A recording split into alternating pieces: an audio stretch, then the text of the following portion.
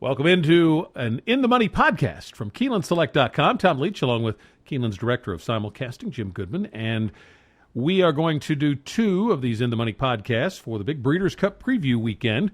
This one will focus on the stakes races at Belmont Park, and we'll have a separate one that will focus on Santa Anita and a lot of races to handicap. So it took a while to get through all of these, Jim. We'll start with the fourth race at Belmont, the Grade 2 Kelso. It's My Lucky Day. I would assume is going to be a heavy favorite there. Can you beat him? I would think it sets up very well for It's My Lucky Day. I think a speed duel could result from River Rocks and Braddister going at each other, the 4 and 5 horse, and I think It's My Lucky Day. You couldn't draw any better. 7-hole, Ed Plesa, Paco Lopez. I just think It's My Lucky Day is a nice pick here. I'd take Braddister behind him, maybe in a cold exact, so maybe 7-5 exact. It's My Lucky Day for me. It's 2 for 3 at a mile, which even adds to the appeal. And I'm going to try to find a little bit of a price to go underneath him and just play exactas with him on top. I'm going to try River Rocks, just big step up in class, but that was a real impressive race last time. And then Vijak, I still think they've got him in the right spot running one-turn longer sprints, and I think he's going to fire a big one at some point. So he'll be a pretty good price. I'm going to try him underneath It's My Lucky Day as well. Fifth race, Grade 1 Beldame, and I didn't see any standouts in here, so I wanted to look for a little bit of a price, and I settled on Belle Galante, horse that did well for me at Delaware earlier this summer. I think she's got the speed to maybe take control of this. She likes Belmont, and I just didn't think there was anything that stood out. If you draw a line through that last race, then she certainly matches up pretty well. I'm going to try her in exacta boxes with 50 Shades of Hay, Stanwyck, and Toasting, but the 7, Belle Galante for me in the Beldame. How about you? I kind of agree with you. I think you just, the personal instance, she didn't like the slop at Saratoga. So you go back to the Delaware handicap, and she won by 2 3/4 over Princess of Silmar, and then she finished a length and 3/4 behind Close Hatches 2 races back. So she ran 2 great races in a row. You just toss the last one, and I'd take her on top. I think she may go to the lead, and she's drawn well to get there from the outside. Stop Charging Maria, I think, is my second choice on a 3-win race streak.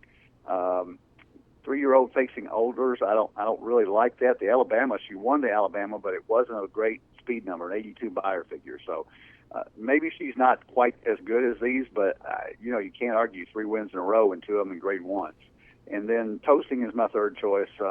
Stretch out to 1 1/8 might be a problem for her. She seems to be better at 7 furlongs or to a mile. So 0 for 4th distance, so I would not play her on top, but I would play her underneath simply because of her back class. But I would take Belle Galante on top with Stop Charging Maria.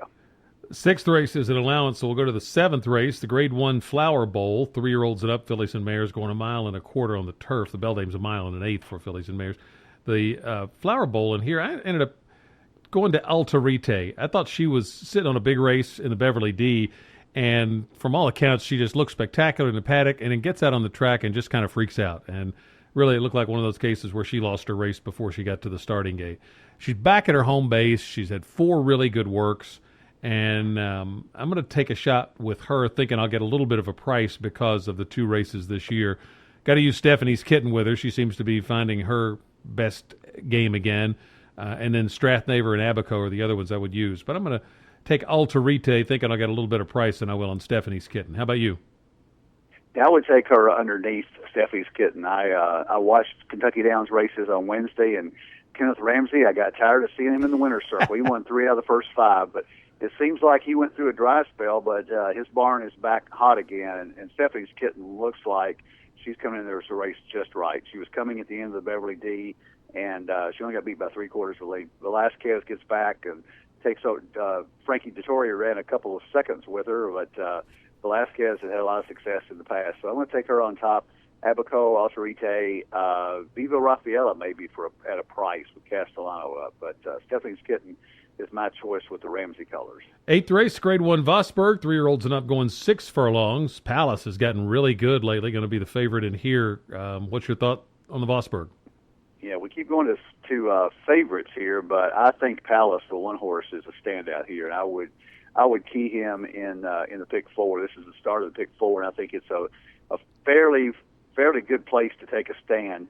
The horse that intrigues me a little bit, I think Happy My Way has a shot at running second behind Palace, but the horse that I can't figure out is Private Zone. They came back. Doug O'Neill trained him, and now he's gone to Alfredo Velasquez, and this horse runs a good race, a bad race, a good race, a bad race. He's due for a good race. He's got two 108 buyers and an 81 and 88 in between those two last time out. But I can't figure out why they brought him back on the turf, in the Turf Monster at Parks. Maybe it's just to get a race in him, and maybe he's prepping for this. But I would take him at a price, but I don't know if he's good enough to beat Palace. So I'm going to wheel Palace on top with Happy My Way, the 6, and Private Zone, the 7. I might put a little win money just in case he does repeat that pattern.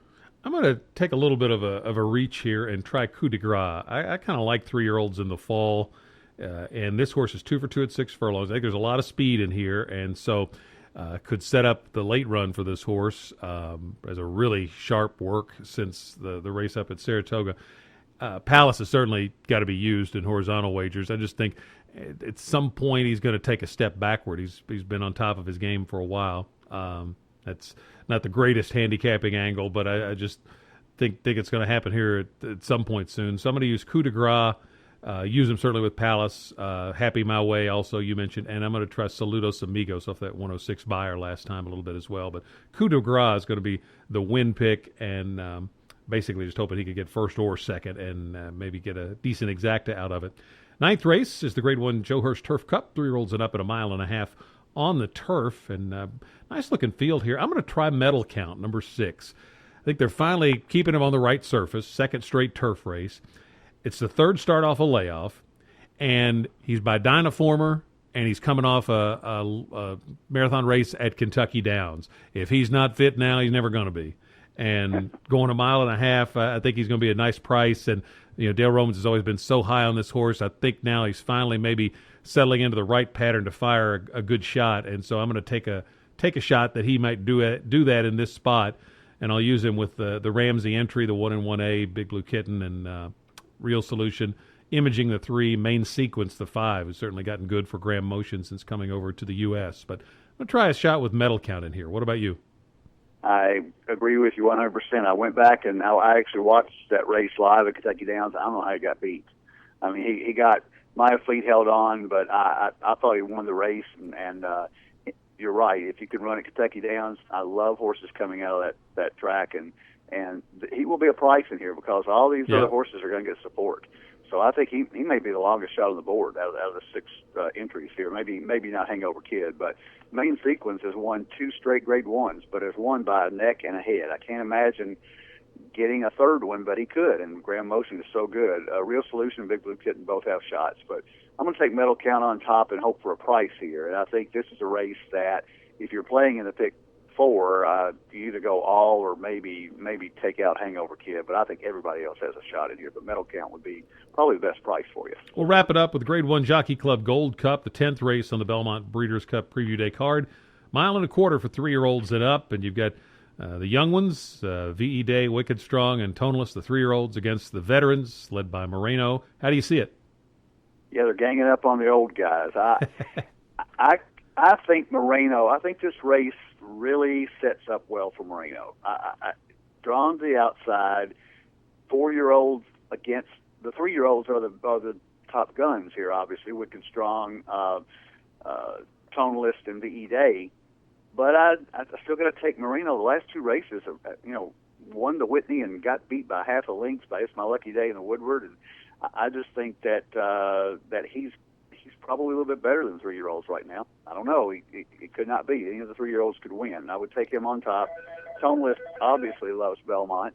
And V.E. Day has gotten good late. And you always look at late developing 3-year-olds. So I think even surprised Jerkins by beating Wicked Strong. But Wicked Strong has a shot. This is one you got to go at least 4 or 5 deep in the pick 4. But I'm going to think Moreno may just lead him wire to wire.